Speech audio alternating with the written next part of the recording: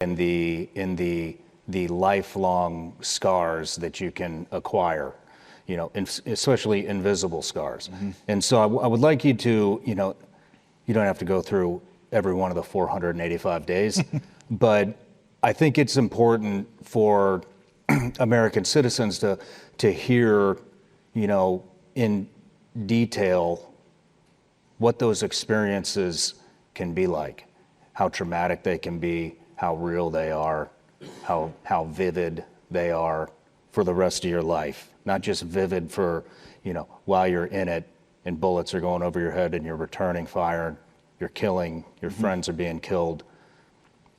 Yeah. The magnitude of the entire experience. That's what people need to understand, that the sacrifices that are made, not just the ones, that didn't return home, but the guys that did return home, and the women.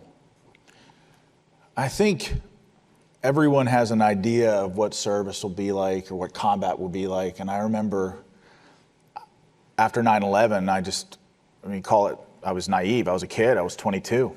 I wanted to prove myself in combat. I was angry at the people who attacked us. I wanted to go and serve on the front lines and be in the infantry and go to airborne school where the Army teaches you how to jump out of perfectly good airplanes and then go to Ranger school. I wanted to do all that stuff. And then I got to combat and realized what it was like. And I'll just tell you a story on my first day there.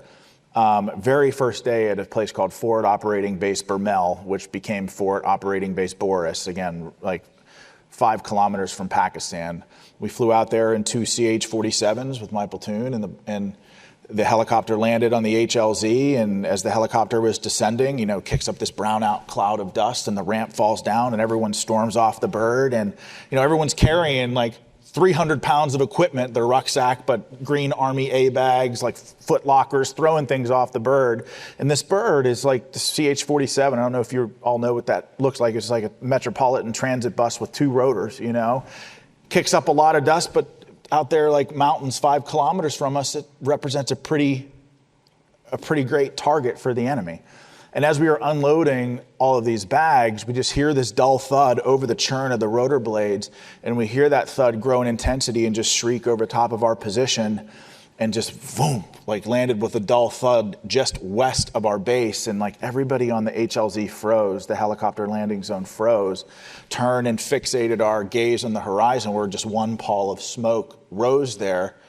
I'd never been shot at before, but I had non-commissioned officers in my platoon who had been to war before.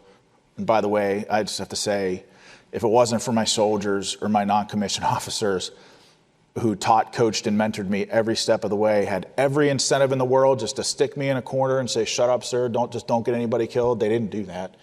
I wouldn't be here with you today. I wouldn't be alive if it weren't for them. So I had lots of guys in that moment who knew exactly what to do, and 5 or 6 more rockets exploded and tore over our position, and then all hell broke loose, and we ran for the safe confines of our base as fast as possible. And as I mentioned, some people knew exactly what to do. We had non-commissioned officers run into the Tactical Operations Center to call higher because we were under attack. We had other non-commissioned officers run into the aid station because we were under attack.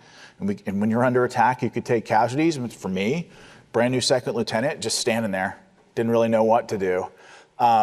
Until this young first lieutenant of the 173rd Airborne Brigade came up to me, grabbed me, and said, "Sean, we need you at the front gate, and we need you like right away." And I said, "Well, just tell me what to do. I'll do whatever I have to." And he said, "So what's going on?" Started running after him. He said, "Well, those rockets, they just missed us, but they landed at a playground with a bunch of kids playing for school. And there are a bunch of wounded Afghan kids at the gate with their families begging us for help, begging us to let them in, begging us to give them medical attention."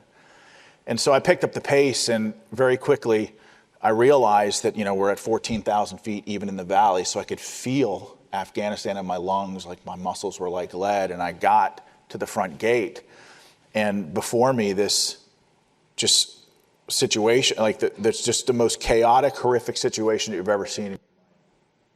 It looked like you have this like wrought iron gate that it's not uncommon of what you'd see here in America, separate us for like gated communities.